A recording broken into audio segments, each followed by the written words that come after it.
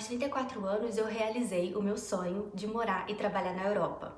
E para você que também tem esse sonho, interesse, vontade de morar fora do Brasil, nesse vídeo eu vou compartilhar um pouco da minha experiência e como eu consegui o meu primeiro trabalho aqui. Existem algumas formas de migrar, como visto de estudo, intercâmbio, visto de trabalho, mas eu vou contar um pouco como eu vim para cá, a forma como eu usei para emigrar, que inclusive é uma das que eu considero como mais seguras. Olá, eu sou Jéssica Couto, eu moro há quase 3 anos aqui em Portugal e nesse canal eu compartilho um pouco das minhas viagens, dicas de viagens, porém eu quero começar a trazer também alguns conteúdos sobre essa minha vida de imigrante, porque ela também é uma parte muito importante da minha vida e que surgiu por causa das viagens. Quando eu tinha 23 anos, eu fiz a minha primeira viagem internacional, que foi um intercâmbio de 1 mês na Inglaterra. E a partir daí surgiu a minha paixão por viagem. E a cada viagem que eu fazia, cada lugar que eu conhecia, cada cultura que eu conhecia, começou a surgir aquela vontadezinha, aquela dúvida de e se eu viesse morar aqui? E se eu resolvesse morar fora do Brasil? Na época eu não tinha muito dinheiro, inclusive eu me endividei para fazer esse intercâmbio, mas eu me aventurei e fui.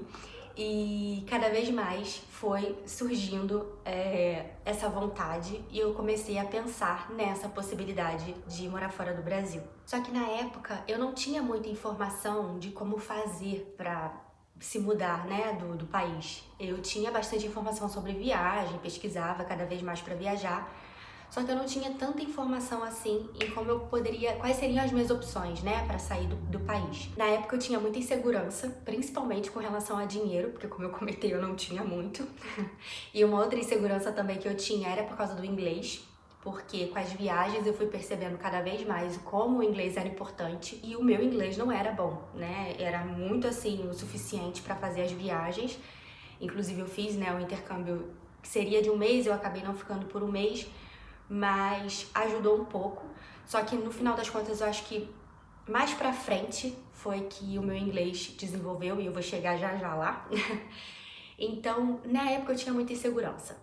Eu achava que uma das poucas opções que tinha era uma empresa da Europa me contratar, ainda estando no Brasil, e me trazer para a Europa. Só que eu não sabia nem por onde começar a pesquisar sobre isso, onde me candidatar para as vagas. Eu não tinha muita informação. Outra opção também que eu achava que era uma das poucas era largar tudo e tentar a sorte aqui na Europa. Só que eu nunca tive esse perfil. Como eu comentei, eu tinha muita insegurança com dinheiro, eu tinha muito medo de tentar vir pra cá de qualquer forma e ficar sem dinheiro, não dá certo ficar sem dinheiro. Até que eu comecei a trabalhar em multinacionais e percebi que não era bem assim. Essas não eram as únicas opções. E ao começar a trabalhar em multinacionais, eu descobri as transferências entre escritórios, que inclusive foi a forma como eu consegui meu primeiro emprego aqui na Europa e foi a forma como eu vim pra cá. E a minha experiência com multinacionais começou em 2010, numa empresa britânica.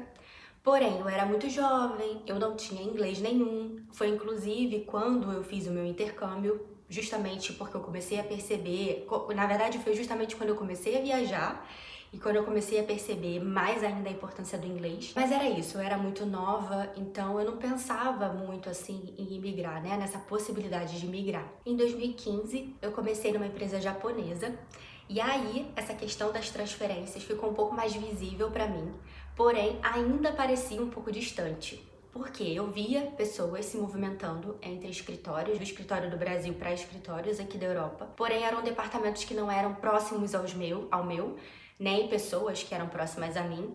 Então eu via que existia a possibilidade, mas eu ainda não via como algo muito realístico para mim.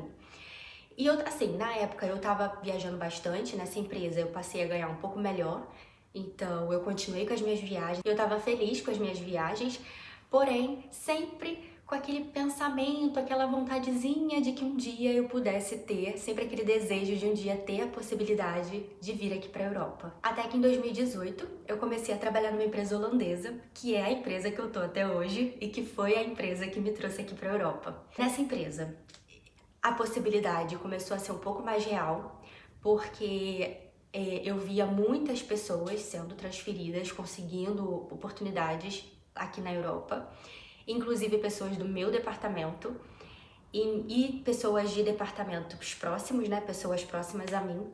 Então eu comecei a ver que já seria uma possibilidade um pouco mais real para mim. Porém, tinham alguns contras, digamos assim. O meu departamento é a contabilidade. E nos escritórios daqui da Europa não tinha esse departamento específico da contabilidade, pelo menos não nos países para os quais eu poderia ir. Porque um detalhe muito importante é que eu não tenho passaporte europeu. Então, aqui na Europa, para quem não sabe, existe um acordo entre a União Europeia em que permite muito mais facilidade para quem tem o passaporte europeu de morar e trabalhar em outros países da Europa, o que não é o caso de quem não tem o passaporte europeu. Eu posso até fazer um outro vídeo explicando um pouco melhor o que acontece nesses casos, né? Se você não tem o passaporte europeu, o que a empresa precisa e tal. Conta aqui nos comentários se você tiver interesse nessa parte. No caso da minha empresa, não tinha exatamente o meu departamento em outro país, né? Em outro país para o qual eu poderia emigrar. E assim, hoje, morando há quase 3 anos aqui na Europa, eu já não tenho tanto esse pensamento. Mas na época do Brasil, eu considerava o trabalho como uma das partes mais importantes, assim, da minha vida, né? Ainda é. Mas hoje em dia já existe um pouco mais de equilíbrio entre vida pessoal e vida profissional. Mas no Brasil, a minha vida profissional era grande parte da minha vida. Eu não queria vir para cá, para Europa, digamos assim, de qualquer jeito. No meu caso, eu não queria simplesmente vir para cá para um outro departamento ou para fazer uma outra função que eu achasse que eu não fosse gostar. Eu queria vir para ter a oportunidade de viver aqui na Europa, mas também fazendo o que eu gostava. Eu não queria vir para cá para fazer qualquer coisa, digamos assim, só para vir para cá. Não via muita oportunidade para mim. Mas continuei trabalhando, continuei dando o meu melhor, continuei melhorando o meu inglês, até que em 2023 a empresa abriu um escritório aqui em Portugal. E aqui eu tenho um fato muito curioso, porque eu sou o tipo de pessoa que olha todos os e-mails que eu recebo, mesmo aqueles em que eu estou só em cópia. Só que o que foi engraçado é que eu não vi esse e-mail, eu soube que teve esse e-mail que compartilhava essa novidade da abertura do escritório em Portugal. Por algum motivo, eu não vi esse e-mail. Não sei se eu apaguei, não sei o que aconteceu. Comecei a saber por alto que a empresa tinha aberto esse escritório em Portugal, mas em momento nenhum me passou pela cabeça de que, se ela abrir um escritório, pode ser que finalmente vá ter o meu departamento na Europa e então vai abrir vaga e pode ser que eu me candidate para ser transferida e conseguir finalmente a minha tão sonhada transferência para o país da Europa. Nem me passou pela cabeça isso. No entanto, no começo de 2023, acho que pouco depois que rolou esse e-mail, a minha diretora marcou uma reunião comigo. Na época eu era a supervisora contábil da equipe de contabilidade lá no Brasil, e nessa reunião ela me convidou para vir para cá como supervisora contábil em uma das vagas que ia abrir aqui. E foi assim que eu tive meu primeiro emprego aqui na Europa. Então assim, trabalhar numa multinacional no Brasil pode abrir muitas portas se você tiver interesse em imigrar para outros países.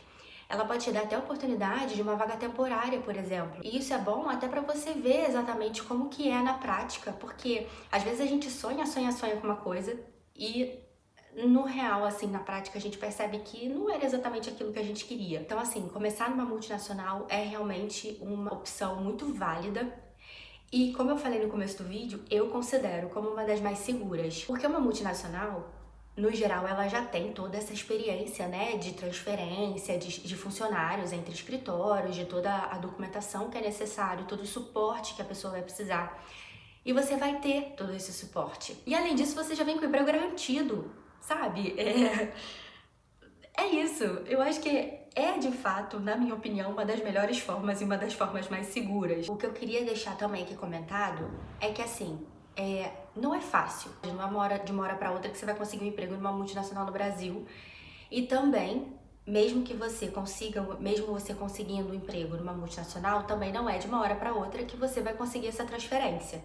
Pode ser que consiga rápido, pode ser que não consiga tão rápido assim. Eu levei 5 anos nessa empresa que eu tô hoje, né? Eu levei 5 anos trabalhando no Brasil até conseguir essa minha oportunidade de vir pra cá. Só que uma coisa que eu queria deixar como dica, que eu acho que é muito importante, é para você se preparar ao longo do caminho. Então, assim, em termos técnicos, em termos profissionais, Faz o seu trabalho da melhor forma possível, se empenha o máximo que você puder, aproveita para aprender o máximo que você puder, se aperfeiçoa tecnicamente o máximo que você puder. E também em termos financeiros, faz a sua reserva financeira, faz a sua reserva e também usa o seu dinheiro para melhorar tecnicamente.